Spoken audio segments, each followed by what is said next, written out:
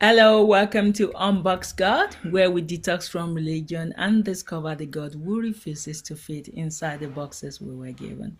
I'm Tolu Sarah Jensen, and here we explore who God really is beyond fear, beyond formulas, and beyond everything we were taught to perform. If you're hungry for a real relationship with Him, you are in the right place. Let's dive in. I am so excited. This has been a long journey from book 1 to book 2 to book 3 to book 4 to book 5 to book 6, now book 7, the last chapter of book 7, which is a lifetime of freedom with the Father. That's all we want to achieve. You want to start living a lifetime of freedom with Him right from now that you're on earth. You don't want to get to heaven to be figuring it out that you have to relearn who you are. You can start that journey now. Remember in book 1, we were able to awake to the fact that before we ever knew religion anyway, before we ever knew God, we knew religion. And then we moved to book 2, where the day I saw myself clearly, where you've got the self-realization that something is wrong here.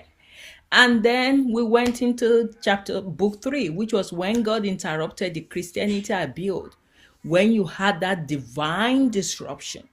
And then we moved to book 4, the Father religion eat from it, when you encountered the Father that you never knew He was. And we moved to book 5, the chains I thought were holiness. Yes, that's where you started detoxing, breaking free from invisible bondage of religion.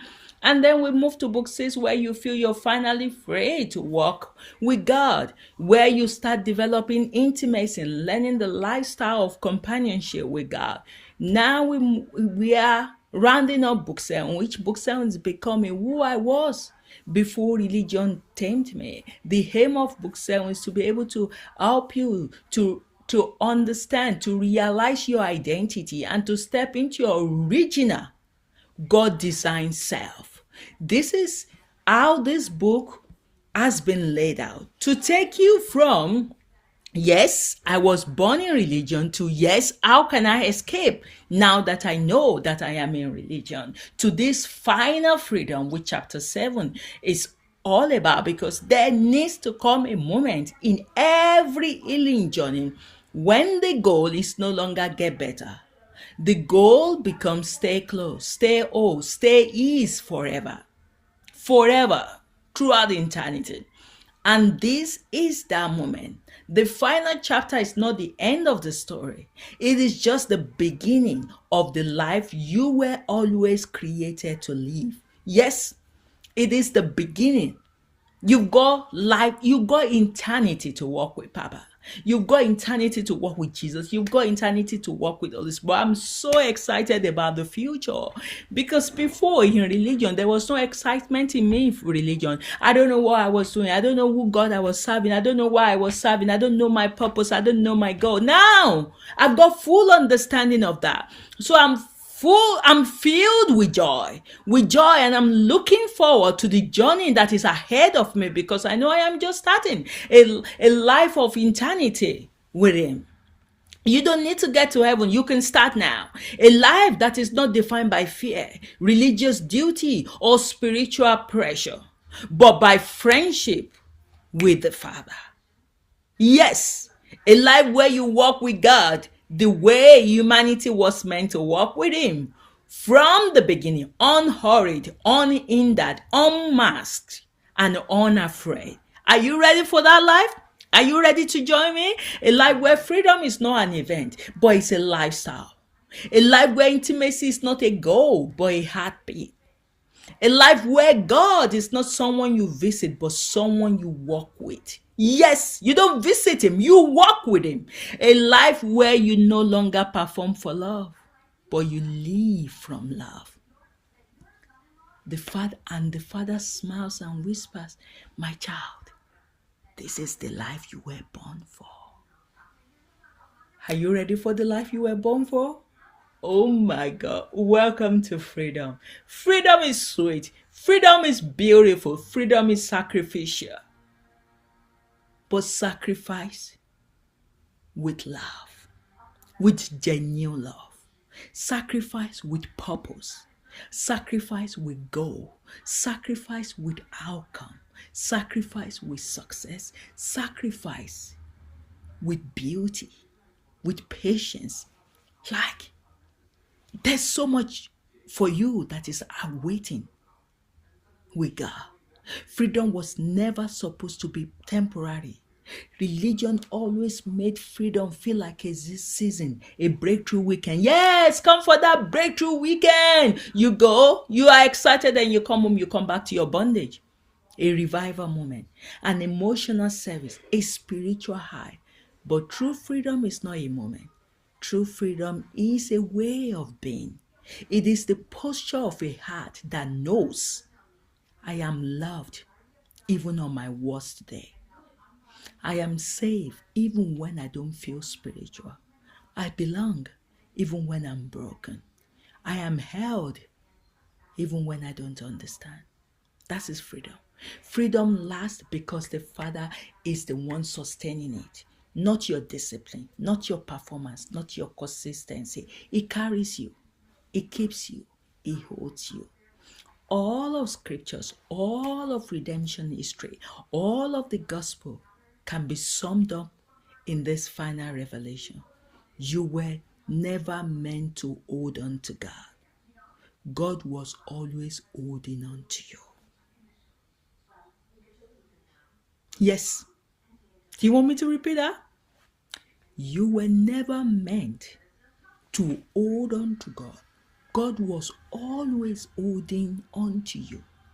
You just need to come to that realization that He has loved you right from the beginning. He's been on your side right from day dot, right from day one. He's the one that sent you into this world with your own agreement that I'm coming, Papa, to work for you. I'm coming to be of service to you. Then you get to the world and you disconnect. You forget about who you are. You don't even know who your identity is. You are lost in this wilderness and you're trying to figure out your way back where there's so much noise, there's so much distraction. Everyone is trying to make it on a day-by-day basis. And what happens? You lose yourself in the process. God is calling you home. Come home. Come home, my prodigal son. And the older brother that is sleeping right inside the house, wake up. Wake up and walk in your identity. So whether you're the older brother, whether you're the prodigal son, wherever you fall into, or you've got both in you, Papa is saying, wake up, come home, and possess your possession, your identity. Possess your right to be my son, your right to be my daughter. Possess your heritage, your identity. Because you are loved and you will always be loved. So, for me now, it's a journey of sustaining the intimacy.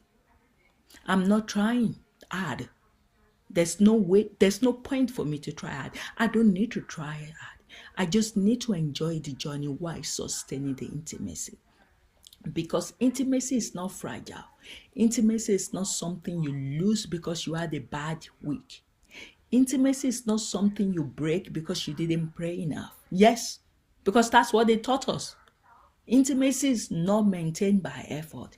It is sustained by honesty. Yes, it is sustained by transparency.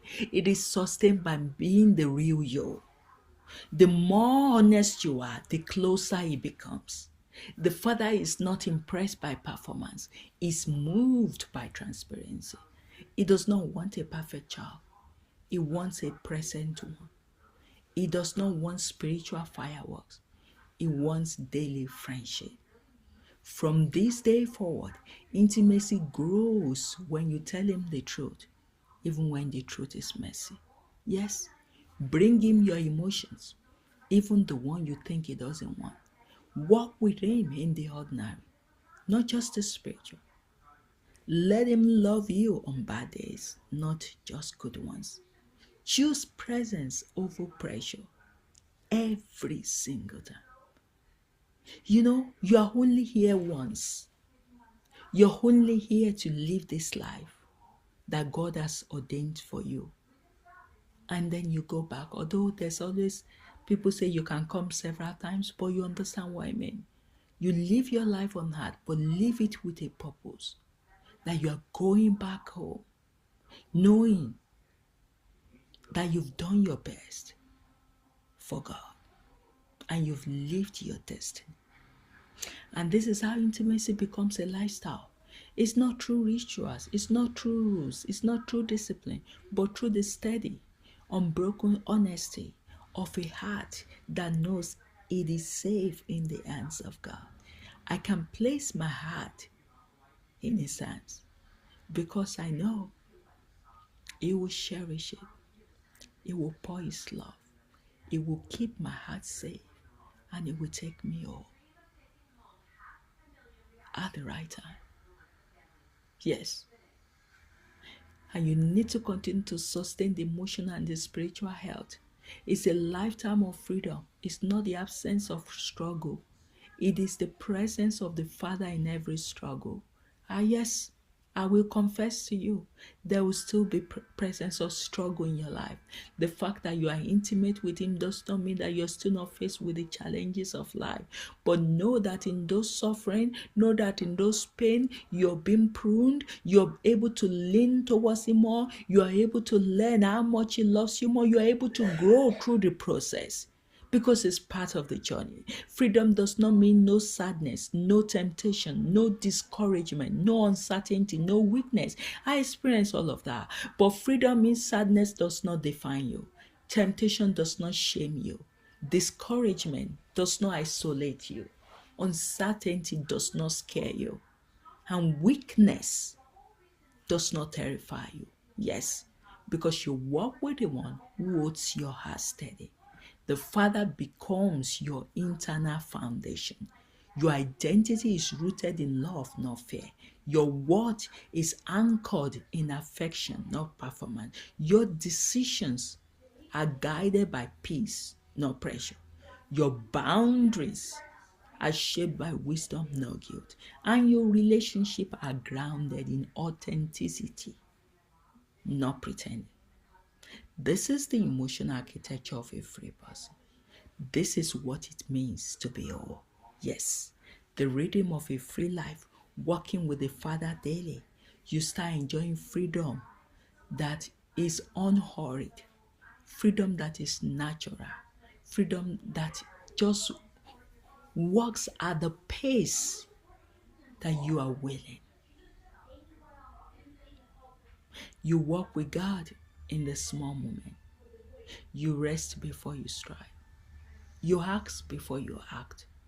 You breathe before you break down. You love without forcing yourself. You speak from overflow, not obligations. You listen more because you trust more. And you slow down because you know you are safe. And this is what Jesus meant when He said, "My yoke is easy and my burden is light." It's not poetry. It's the blueprint for a lifetime of freedom. Are you ready to jump on? Because He's always ready for you. And He would love to have you on board. He's been waiting long enough. He's been knocking the door of your heart. And He doesn't want you to continue to lose who you are while you can find your identity in Him. As this book, this series ends, the Father wants you to know, my child, you are finally free to be who I always dreamed you would be. You no longer work as a servant to earn approval, trying to earn approval. You work as a beloved child who already has it. You no longer live from fear. You live from affection.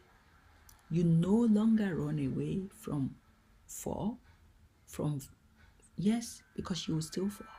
But you run to me because you know I am safe. You no longer carry the burden of performing. I carry you. I will walk with you for the rest of your days. I will speak. I will lead. I will love. I will hold. Let intimacy be your oxygen. Let freedom be your home. This is the life I created for you. Are you ready? Because this is the beginning of your real life. As this chapter closes, the 7-book journey. But in heaven's eyes, this is not ending. It is the birth of a newness that cannot be undone. No one can undo the newness I feel in me every day. Because now you know who the Father really is, who you really are, how to walk with Him, how to hear Him, how to stay free, how to love, how to live whole. You return to the world not as a religious person, but as a free person. Not as someone protecting a spiritual image, but as someone living from a healed identity. Not as someone striving to please God, but as someone delighted in by God. This is the life you were created for. This is the life Jesus died to give you. This is the life the Father celebrates over you. And now, you step into it fully, freely, joyfully, boldly. A lifetime of freedom. Welcome to a lifetime of companionship. Welcome to a lifetime of intimacy. Welcome to a life lived in the Father's presence forever. And finally, welcome to the life you were born for. Welcome. I hope your journey begins with a new desire to know Him, with a new desire to walk in this freedom. You will need resources as you go along. There's so many resources on my channel. There's so many resources on my co-author's channel, Matthew Robert Payne. And there's so many resources coming out of the books I write. You can search for me on Amazon, Tolu Sarah Johnson, or search for my co-author, Matthew Robert Payne. There's so much resources to guide you as you start this journey. And I hope and I pray that you will meet God and you will come to love and enjoy His presence, and you continually grow. And we will meet at home, I'm in heaven, and we'll be able to say, oh, sister, that book helped me to come out of religion. That is what I hope your testimony is. So welcome home, and here the journey begins. God bless you. I'm so grateful that you've come along with me in this journey. It's been a beautiful journey for me. I've enjoyed the experience. Jesus gave me this task, and I'm grateful to Jesus that He gave me this task because I've actually enjoyed it, going through each of these steps of religion. But I might take a little bit of a break from religion now and go into some other areas. But thank you, and I hope your life continues to grow richly in His grace, in His mercy, in His loving kindness. God bless.